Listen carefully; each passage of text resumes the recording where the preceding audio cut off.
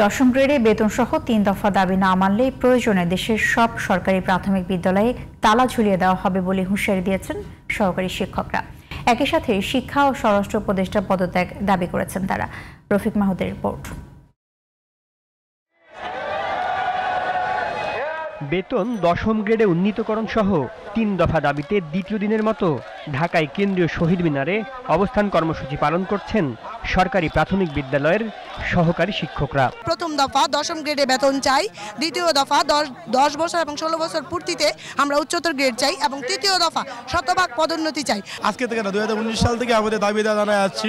স্কুলের যত কার্যক্রম আছে আপনারা স্থগিত করে দেন। দেশের বিভিন্ন প্রান্ত থেকে আসা শিক্ষকদের দাবি দ্রুত মেনে নেওয়া হোক তাদের ৩ দফা দাবি। আমাদের দাবিগুলি মেনে আমাদেরকে বিদ্যালয়ে ফিরে যাওয়ার ব্যবস্থা করুক। সরকার বাহাদুর যতদিন পর্যন্ত আমাদের এই যৌক্তিক দাবি না মানবে ততদিন পর্যন্ত আমরা রাজপথ ছাড়বো না। আমরা চাকরির ভয় করি না।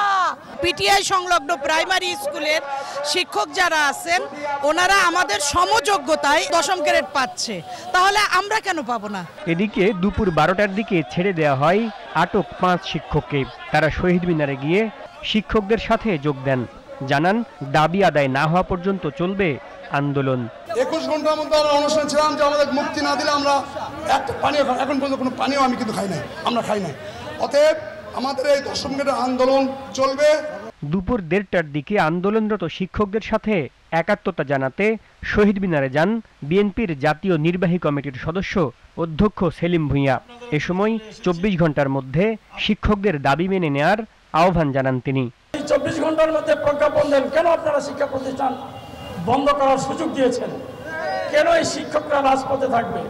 যতদিন রাজপথে থাকবে তাদের ছাত্ররা তাদের সাথে সংহতি প্রকাশ করবে। আমরা যেমন সংহতি প্রকাশ করতে এসেছি তারাও করবে। পরিণতি খুব খারাপ হয়ে যাবে। এদিকে বিকেলে মুখে কালো কাপড় বেঁধে চুপ কর্মসূচি পালন করেছেন প্রাথমিক বিদ্যালয়ের আন্দোলনরত শিক্ষকরা। Rafiq Mahmud, GTV news, Dhaka.